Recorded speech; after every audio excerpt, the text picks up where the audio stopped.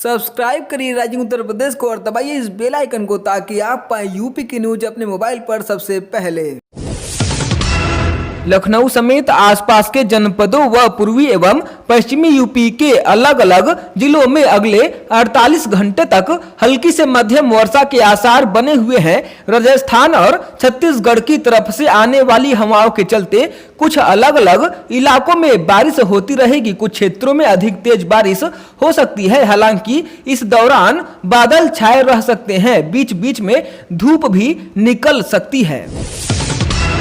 UP police के इंस्पेक्टरों को police उपाधीक्षक यानी डीएसपी के पद पर प्रोन्नति देने के लिए बनाई गई वरिष्ठता सूची को हाईकोर्ट की लखनऊ खंडपीठ ने खारिज कर दिया है। पीठ ने सिविल पुलिस और पीएससी के निरीक्षकों की संयुक्त वरिष्ठता सूची भी उत्तर प्रदेश लोक सेवक वरिष्ठता नियम के मुताबिक 1 माह में बनाने का आदेश दिया है। जस्टिस दिनेश कुमार सिंह की एकल पीठ ने यह आदेश विजय सिंह की याचिका पर दिया है।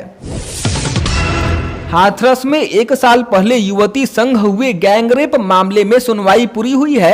अब 30 सितंबर को कोर्ट में गवाही देने के लिए मृतका की मां पेश होगी। दरअसल सितंबर 2020 में जिले के एक गांव में कुछ दबंगों ने एक युवती के साथ मारपीट और गैंग रेप की घटना को अंजाम दिया था। इसके बाद उसने इलाज के दौरान दिल्ली में दम तोड़ दिया था।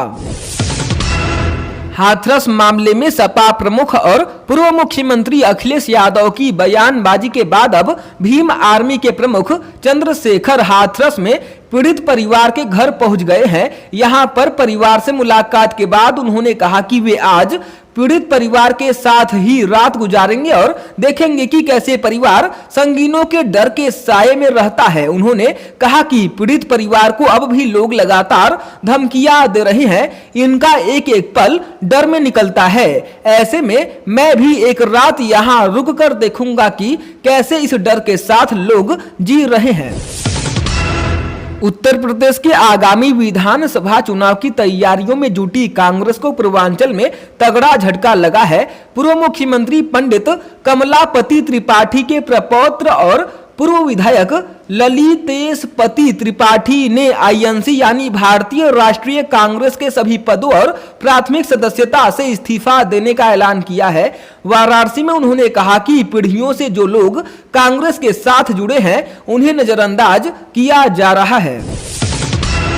रामपुर में ग्राम विकास अधिकारी पर थूकने वाला आरोपी पूर्व प्रधान उस्मान खां गिरफ्तार कर लिया गया है।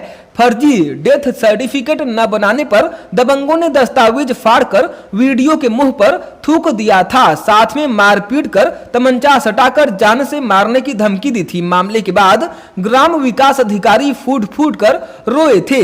पुलिस ने 4 आरोपियों पर मुकदमा दर्ज किया था।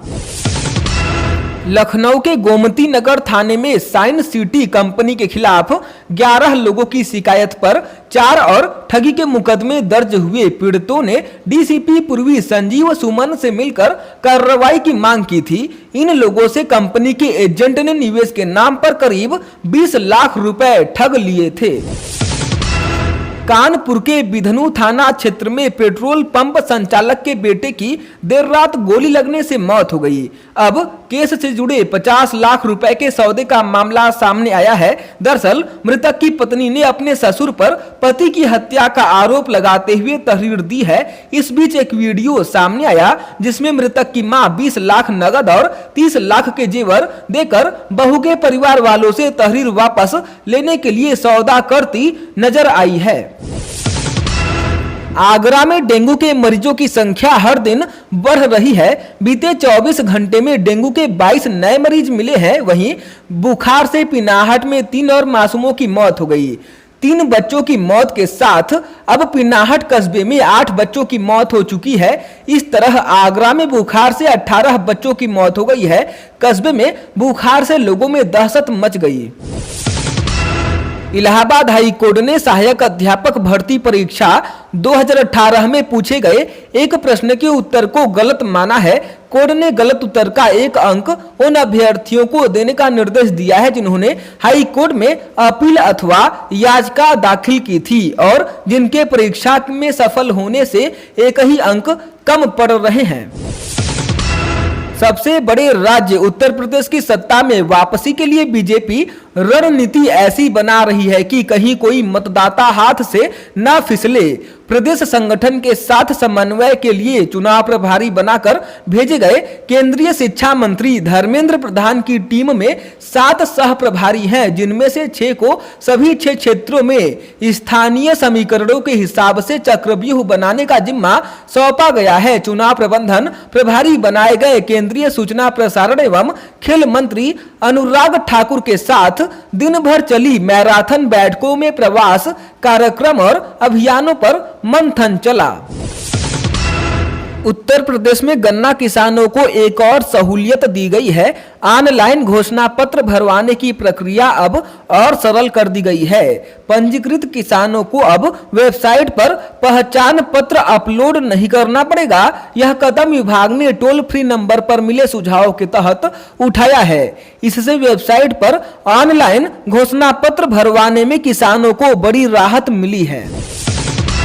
बकाया गन्ना मूल्य भुगतान न करने के कारण बजाज चीनी मिल इटई मैदा पर 123 करोड़ की आरसी जारी की गई थी। जारी आरसी पर जिलाधिकारी श्रुति के निर्देश पर एसडीएम डॉक्टर नागेंद्र नाथ यादव ने कार्रवाई करते हुए चीनी मिल की 50 करोड़ रुपए की संपत्ति कुर्क कर दी। एसडीएम ने कुर्की से पूर्व मुनादी कराकर संपत्तियों को अपने अधिकार में लेने का कारण बताया। गन्ना किसानों की समस्या देखते हुए सीएम योगी ने जिला प्रशासन को किसी भी कीमत पर गन्ना किसानों को बकाया भुगतान दिलाने का आदेश दिया था। अखिल भारतीय अखाड़ा परिषद के प्रमुख महंत नरेंद्र गिरी की संदिग्ध मौत की जांच के लिए केंद्रीय जांच एजेंसी सीबीआई की 5 सदस्यीय टीम प्रयागराज पहुंच गई है। योगी आदित्यनाथ सरकार ने महंत की मौत को केंद्रीय जांच ब्यूरो यानी सीबीआई से जांच कराने की सिफारिश की थी। अखाड़ा परिषद के अध्यक्ष नरेंद्र गिरी की संदिग्ध मौत पर अखिलेश यादव बोले कि सपा मांग करती है कि इनकी न्यायालय के जज से जांच कराई जाए। जहां तक सीबीआई का सवाल है, उत्तर प्रदेश में भी भाजपा की सरकार है और केंद्र में भी। ऐसे में हकीकत जानने के लिए न्यायालय के जज से जांच कराई जाए। आगरा के एक प्राइमरी स्कूल में बच्चे नहीं थे तो टीचरों ने पार्टी मनाई। इस पार्टी में लेडी टीचरों ने जब सपना चौधरी के गाने पर ठुमके लगाए तो दूसरे टीचर खुद को ताली बजाने से नहीं रोक पाए। तभी किसी ने टीचरों के डांस का वीडियो रिकॉर्ड कर लिया और सोशल मीडिया में वायरल कर दिया। जैसे ही मामला संज्ञान में आया तो खंड शिक्षा अधिकारी ने 2 दिन में स्पष्टीकरण देने का फरमान सुना दिया है। प्रदेश के चर्चित एम्बुलेंस मामले के आरोपी बांदा जेल में बंद पूर्वांचल के बाहुबली विधायक मुख्तार अंसारी ने जेल में खाने में जहर देने की आशंका जताई है। अंसारी का कहना है कि राज्य सरकार उनसे नाराज है। बाराबंकी में विशेष सत्र न्यायाधीश के सुनवाई के दौरान मुख्तार ने जज से मांग रखते हुए कहा कि जेल मैनुअल के अनुसार उच्च श्रेणी की सुविधा दी जाए, जिससे खाने में जहर मिलाने की समस्या समाप्त हो जाएगी। इसके लिए मुख्तार अंसारी ने जज के समक्ष प्रार्थना पत्र दिया है, जिसमें अगली सुनवाई 7 अक्टूबर लगाई गई है। सम्राट मिहिर भोज की प्रतिमा के अनावरण के बाद भी विवाद थम नहीं रहा है। सम्राट मिहिर भोज की प्रतिमा पर गुर्जर न लिखने पर समाज के लोगों ने बिगुल फूंक दिया है। विरोध में 26 सितंबर को दादरी के मिहिर भोज डिग्री कॉलेज में गुर्जर स्वाभिमान बचाओ महापंचायत का आयोजन किया जा रहा है, जिसमें समाज के लोग हिस्सा लेंगे। गरीब अन्न कल्याण योजना का लाभ लेकर 3-3 लाख रुपए तक का गेहूं धान बेचने वाले 41,540 अपात्रों के राशन कार्ड रद्द कर दिए गए हैं। एनआईसी ने 63,810 अपात्र कार्ड धारकों की सूची जारी की थी, जिनकी जांच होने पर यह तथ्य सामने आया है। जांच की जद में सबसे ज्यादा कार्ड धारक लखनऊ मंडल के हैं। अभी सत्यापन का काम चल रहा है। फिलहाल 54,259 कार्डों का सत्यापन हो चुका है। कई जगहों पर सत्यापन के लिए दूसरे जिलों के कार्ड नंबर भेज दिए गए हैं, लिहाजा उन्हें अब संबंधित जिलों को भेजा जा रहा है। सबसे ज्यादा संदिग्ध कार्ड धारक 10,894 लखनऊ मंडल में पाए गए हैं। इनमें से 2,616 कार्ड रद्द कर दिए गए हैं। बरेली मंडल में भी 9,214 कार्डों की सूची भेजी गई है, जिसमें से 8,127 कार्ड रद्द कर दिए गए हैं। पूरी जांच रिपोर्ट आने पर ही कार्रवाई की जाएगी। यूपी बोर्ड की हाई स्कूल और इंटरमीडिएट परीक्षा 2022 के लिए परीक्षा फॉर्म भरने की अंतिम तिथि 16 अक्टूबर तक बढ़ा दी गई है।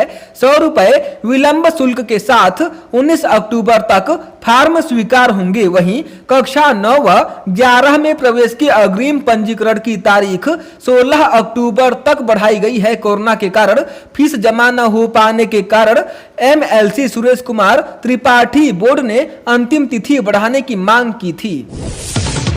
अवैध रूप से धर्मांतरण कराने और विदेश से फंडिंग लेने के मामले के मुख्य आरोपी मोहम्मद कलीम सिद्दीकी को ATS के विशेष न्यायाधीश योगेंद्र राम गुप्ता ने 10 दिन के लिए ATS को रिमांड पर दिए जाने का आदेश दिया है। रिमांड अवधि आज प्रातः 10 बजे से 4 अक्टूबर को सुबह 10 बजे तक प्रभावी होगी। ATS के विवेचक पुलिस निरीक्षक चैंपियन लाल ने अदालत के समक्ष पुलिस रिमांड की अर्जी पेश की।